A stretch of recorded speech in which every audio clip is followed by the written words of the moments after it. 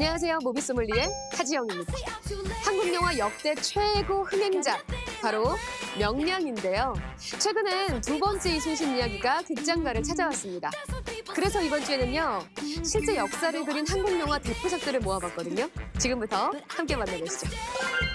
리모컨의 바로보기 버튼을 누르시면 자세한 정보를 확인할 수 있습니다. 첫 번째 추천작 오징어 게임 황동혁 감독의 작품 영화 남한산성입니다. 1636년 인조 14년 병자호란 청해 대군이 공격해오자 임금과 조정은 남한산성으로 숨어듭니다. 아 진짜 오락기 놈들이 쳐들어왔나 보네. 아 근데 저걸로 뭐 싸움이나 제대로 하겠어요? 자기들 먹을 겉보리 한 삶 챙겨 들고 오는 놈이 없구나.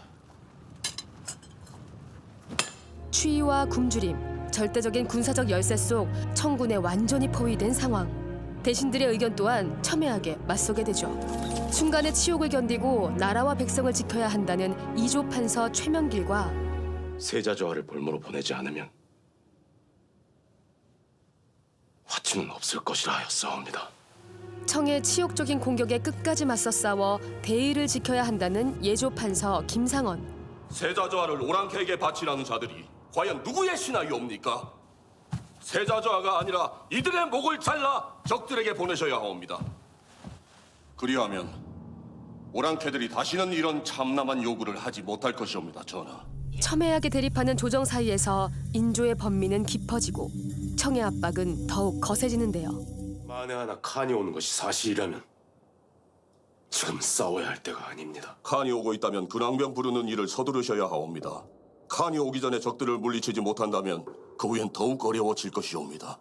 나아갈 곳도 물러설 곳도 없는 고립무원의 남한산성. 나라의 운명이 갇힌 남한산성의 임금과 대신들은 과연 어떤 선택을 하게 될까요? 영화 남한산성은 역사상 가장 치열했던 47일로 기록된 남한산성의 이야기를 다룬 작품입니다. 추위와 굶주림, 적의 거센 압박 속에서 선택의 기로에 놓인 채 치열하게 조선의 앞날을 논했던 역사가 생생하게 살아있죠. 군병은 사람이니 그 의지로 추위를 견딜 수 있지만 말은 짐승이라 견디지 못합니다. 예판은 마병 없이 적과 싸우자는 것이오. 군병들 중 동상에 걸리지 않은 자가 없다고 하옵니다. 지금 가만히를 거두시면 그 상태가 더욱 나빠질 것이옵니다. 말이 없이는 싸울 수 있으나 어찌 군병이 없이 적과 싸울 수 있겠사옵니까? 영화 남한산성은 출간 이래 70만 부가 판매된 베스트셀러죠. 김훈 작가의 소설 남한산성이 원작입니다. 출간 10년 만에 영화화된 남한산성은 도가니, 수상한 그녀, 최근 오징어 게임으로 전 세계적 히트를 기록한 황동혁 감독에 의해 새롭게 탄생했는데요. 진중하고 묵직한 전공법을 선택한 연출력으로 큰 호평을 받았습니다. 위대한 칸의 심기를 어지럽혀 이 궁벽진 곳까지 우리를 불러들인 것은 너희 임금의 잘못이다. 칸께서는 그에 합당한 벌을 내리려는 것이다.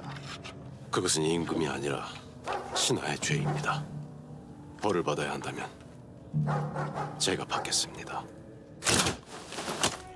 처음으로 한 작품에서 만난 이병헌, 김윤석은 명품 사극 연기가 무엇인지를 선보입니다. 거기에 박해일, 고수, 박희순, 조우진 배우까지 묵직한 존재감을 자랑하는 네 배우의 각기 다른 캐릭터를 감상하는 재미. 신은 차라리 가벼운 죽음으로 죽음보다 더 무거운 삶을 지탱하려 하옵니다. 죽음은 가볍지 않사옵니다, 전하. 상원이 말하는 죽음으로서 삶을 지탱하지는 못할 것이옵니다. 명길은 삶과 죽음을 구분하지 못하고 삶을 죽음과 뒤섞어 삶을 욕되게 하는 자유옵니다. 죽음은 견딜 수 없고 치욕은 견딜 수 있사옵니다. 거기에 전 세계 촬영 감독들을 대상으로 하는 캐머리 매지 영화제의 최고상 황금 개구리상을 수상한 남한산성.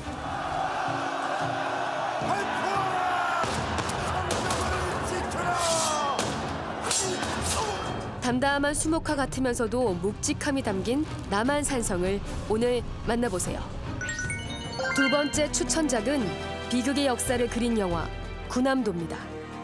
1945년 일제강점기 경성 반도호텔 악단장 강옥과 그의 하나뿐인 딸 소희, 종로 일대를 주름잡던 주먹 칠성과 일제 치하에서 온갖 고초를 겪어온 말년 등 각기 다른 사연을 품은 조선인들이 돈을 벌기 위해 배에 오릅니다.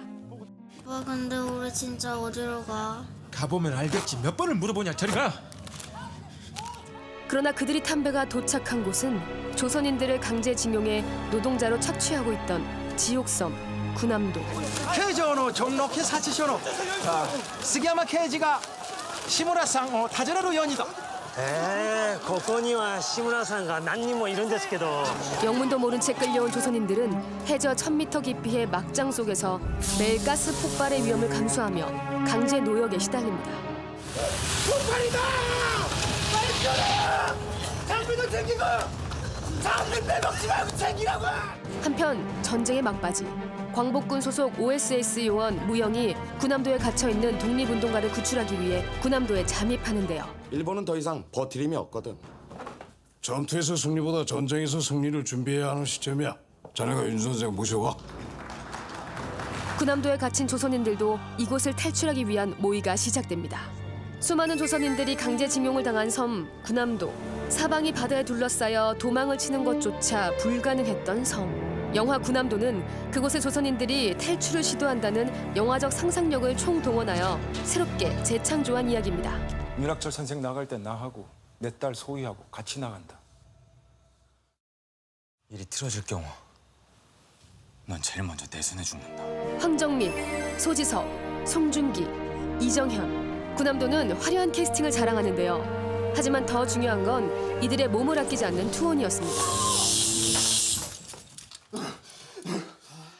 넌 이불 접듯이 접어서 다 분질러 죽일 거야.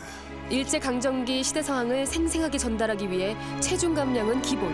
반삭발과 맨몸으로 액션 과정을 소화해내며 투혼을 발휘했다고 합니다. 바람을 불며 가자 오야북새 칠성.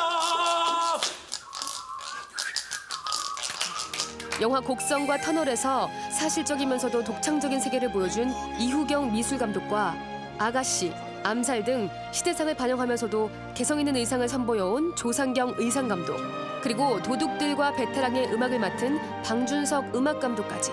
会社が用意した宿舎の家賃は毎月の給料から先に差し引く。各自に支給するすべての個人用品は会社が負担し費用は給料から差し引く。 최고의 제작진이 심혈을 기울여 완성한 영화 군함도를 직접 확인해보세요. 마지막 추천작, 영화 명량입니다. 1597년 임진왜란 6년, 오랜 전쟁으로 인해 혼란이 극에 달한 조선. 무서운 속도로 한양으로 북상하는 왜군에 의해 국가 존망의 위기에 처하자 누면을 쓰고 파면당한 이순신 장군이 삼도수군 통제사로 재임명됩니다. 하지만 그에게 남은 건 전의를 상실한 병사와 두려움에 가득 찬 백성, 그리고 12척의 배뿐. 200척이 넘는 적들이 당장 오늘 밤에라도 들이닥칠지 모를 일인데 통제공께서 대체 어디서 어떤 방진을 구사하실 요량이시? 마지막 희망이었던 거북선마저 불타고 잔혹한 성격과 뛰어난 지략을 지닌 용병 구루지마가 왜군 수장으로 나서자 조선은 더욱 술렁입니다. 후손도 없는 마당에 결코 승산이 없는 싸움입니다. 부디 훗날을 도모하십시오, 장군. 330척에 달하는 왜군의 배가 속속 집결하고 압도적인 수의 열세에 모두가 패배를 직감하는 그 순간, 이순신 장군은 단 12척의 배를 이끌고 명량 바다를 향해 나섭니다. 전군 출정하라. 전군 출정하라. 지금부터 역사에 남은 위대한 전쟁이 시작됩니다. 임진왜란 6년, 왜군은 무려 330척의 배를 이끌고 조선의 바다로 집결합니다. 이들에게 대항할 조선의 배는 단 12척.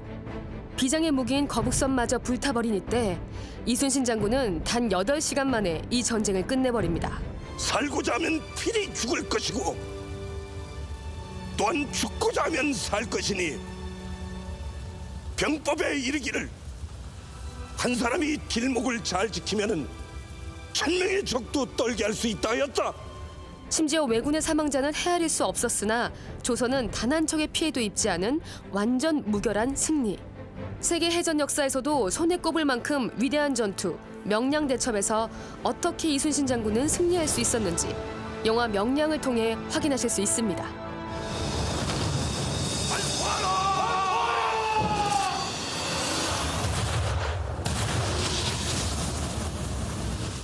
명량을 통해 우리는 전 국민이 가장 존경하고 사랑하는 대한민국의 위대한 영웅 이순신 장군의 특별한 모습을 발견할 수 있습니다. 적장의 장수조차 찬사를 보낸 장군 이순신, 그리고 왕을 모시는 신하이자 한 사람의 아버지.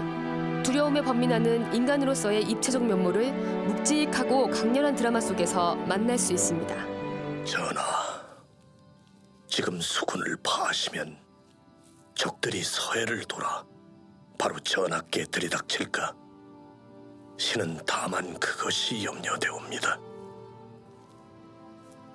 아직 신에게는 12척의 배가 남아있사옵니다. 특히 명량은 난중일기와 이충무공전서, 선조실록 등 다양한 기록과 사료는 물론이고 전문가들의 해석과 실제 명량 지역 조류의 흐름, 당시의 날씨와 지형의 형태까지 다양한 분야의 방대한 조사를 통해 전쟁 한복판의 생생함을 그대로 전하고자 심혈을 기울인 작품입니다.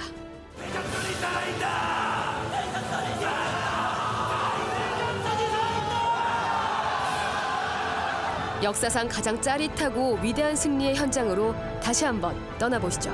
지금까지 무비소믈리의 하지영이었습니다.